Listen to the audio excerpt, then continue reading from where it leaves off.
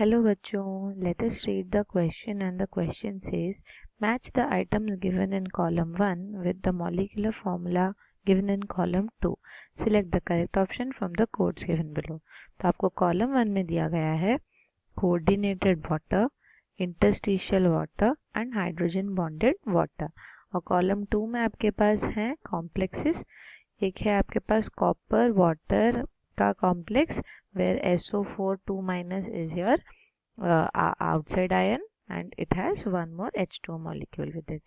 फिर एक है आपके पास BaCl2.2H2O. फिर एक है आपके पास क्रोमियम का कॉम्प्लेक्स CrH2O6 जिसका टोटल चार्ज है 3+ और उसका काउंटर आयन है 3Cl-. तो आपको बताना है इनमें से कौन सा is the correct option. Option 1 में है A के लिए 3, B के लिए 1, C के लिए 2. ऑप्शन बी में है ए के लिए 1, बी के लिए 2, सी के लिए 3.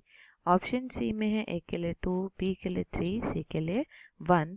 एंड ऑप्शन डी में है ए के लिए 3, बी के लिए 2, सी के लिए 1. So let us start the question. इस क्वेश्चन को करने से पहले हम देख लेते हैं इसके की कंसेप्ट को. और की कंसेप्ट में आपको पता होना चाहिए what is water of crystallisation. तो ये जो टर्म है इसके बारे में आपको आइडिया होना चाहिए कि वाटर ऑफ क्रिस्टलाइजेशन किसे बोला जा रहा है या वाटर ऑफ हाइड्रेशन हम इसको बोलते हैं. तो होता क्या है, जब आपका जो water molecule that is your H2O ये कंबाइन करता है आपके किसी सॉल्ट के साथ. ओके, ये कंबाइन करता है किसी सॉल्ट के साथ ताकि उसके हाइड्रेट्स बना सके, then you call it water of crystallisation. So you can write down H2O combines with salts during crystallization to form hydrates. Okay, तो ये आपके हाइड्रेट्स बनाता है सॉल्ट के, therefore it is known as the water of crystallization. तो ये directly combine नहीं होता है आपके मॉलिक्यूल के साथ, but it remains as a hydrate. और अगर आप इसको हीट करते हैं तो ये इजीली रिमूव भी हो सकता है. इसीलिए हम इसको सिर्फ एक कंबाइंड फॉर्म में रखते हैं, बट ये मॉलिक्यूल के अंदर इंटीग्रेटेड फॉर्म में नहीं होता है. तो कैसे हो सकते हैं, इसके 3 टाइप्स होते हैं. फर्स्ट टाइप आपका है कोऑर्डिनेटेड वाटर. तो कोऑर्डिनेटेड वाटर के नाम से क्या समझ में आ रहा है कि यहाँ जो आपका वाटर मॉलिक्यूल है ये कोऑर्डिनेशन बॉन्ड से लिंक्ड होता है आपके मॉलिक्यूल में. सो लिख सकते हैं H2O coordinated to the central atom. ये जनरली यहाँ पे मेटल आयन होता है, तो central metal ion to form complex. Alright, तो जैसे कि अगर आपने यहाँ पे देखा होगा क्रोमियम का जो दिया हुआ है कॉम्प्लेक्स CrH2O6, तो यहाँ पे जो आपके वाटर हैं, जो वाटर के लिगेंड्स होते हैं जिनको हम बोलते हैं, वो क्या कर रहे हैं, सारे ही क्रोमियम के साथ एक कोऑर्डिनेट बॉन्ड बना रहे हैं. कोऑर्डिनेट बॉन्ड बनाने की वजह से ये उनमें से लिंक्ड रहते हैं, और अगर आप इसकी एक्सेस हीटिंग करें तो आप इसको रिमूव भी कर सकते हैं. तो देखते हैं ये कैसे होता है.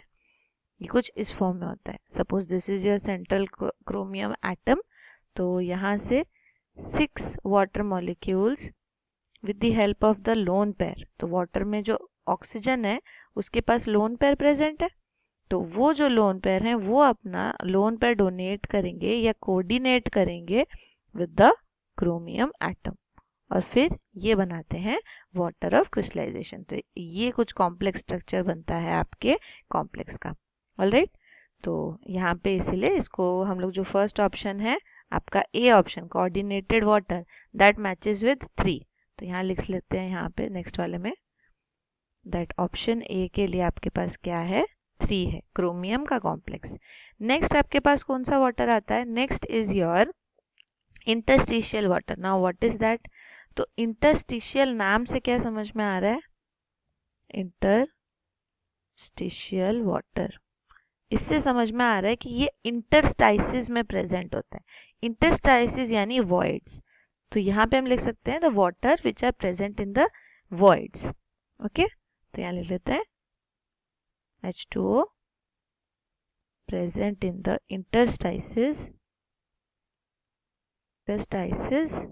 या voids of the lattice structure। तो कोई भी मॉलिक्यूल का अगर आप लैटिस स्ट्रक्चर लेते हैं और उसके वॉइड वाला स्पेस, यानी वो स्पेस जहाँ पे कोई एटम भी प्रेजेंट नहीं है, गैप्स, तो उन गैप्स में अगर आपको वाटर मॉलिक्यूल मिले देन आप उसको बोलते हो इंटरस्टिशियल वाटर। इसका सबसे अच्छा एग्जाम्पल है आपका बेरियम क्लोराइड, जिसमें आपका जो ये 2H2O आप लिखते हैं dot 2H2O, this is your water of crystallisation. और ये इसका टाइप क्या होता है, ये इंटरस्टिशियल वाटर है। यानी अगर आप बेरियम क्लोराइड का लैटिस बनाते हैं, सपोज ये एक लैटिस स्ट्रक्चर है, तो यहाँ पर अगर इसके जो इनके जो पॉइंट्स हैं, लैटिस पॉइंट्स, इन सब में बेरियम और क्लोराइड के एटम्स प्रेजेंट हैं, तो उसके बाद जो स्पेस रिमेनिंग रहती है जहाँ पे आपको गैप्स मिल रहे हैं, वहाँ पे आप देख सकते हैं कि 2 water molecules are present with the 1 barium chloride molecule, इसीलिए ये इंटरस्टिशियल वाटर है। सो इसीलिए हमारा जो ऑप्शन नंबर बी है उसका करेक्ट है ऑप्शन, मैचिंग ऑप्शन इज 2। तो यहाँ लिख लेते हैं बी के लिए 2 हो जाएगा। और थर्ड क्या है हमारे पास, third is your H bonded water या hydrogen bonded water,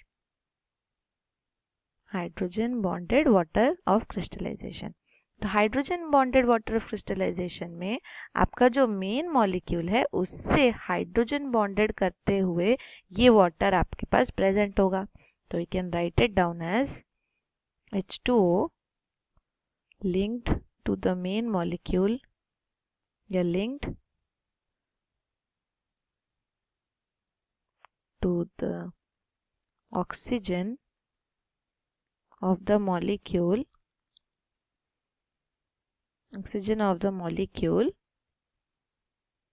containing anions via hydrogen bond. तो आपका जो मेन मॉलिक्यूल है उसके अनायनिक पार्ट में अगर आपके पास क्या है, ऑक्सीजन, तो वहां से हाइड्रोजन बॉन्ड कर सकता है आपका वाटर मॉलिक्यूल।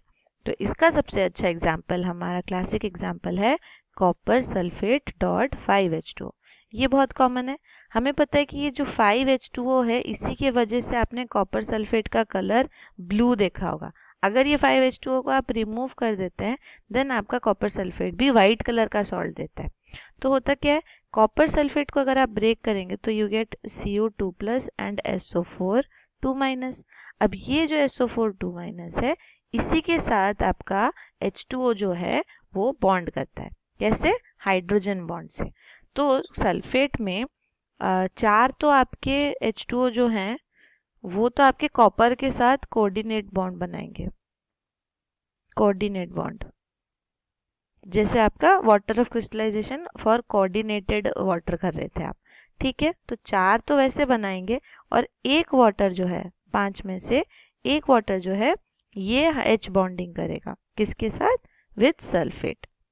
तो जो सल्फेट में आपके पास ऑक्सीजन है, सल्फेट में जो ऑक्सीजन है that combines with the water molecule via hydrogen bond. तो हाइड्रोजन बॉन्ड के हेल्प से वो कंबाइन करता है, इसीलिए आपका ऑप्शन नंबर सी का करेक्ट आंसर क्या हो जाएगा, इट इज 1। तो यहाँ लिख देते हैं ऑप्शन सी 1।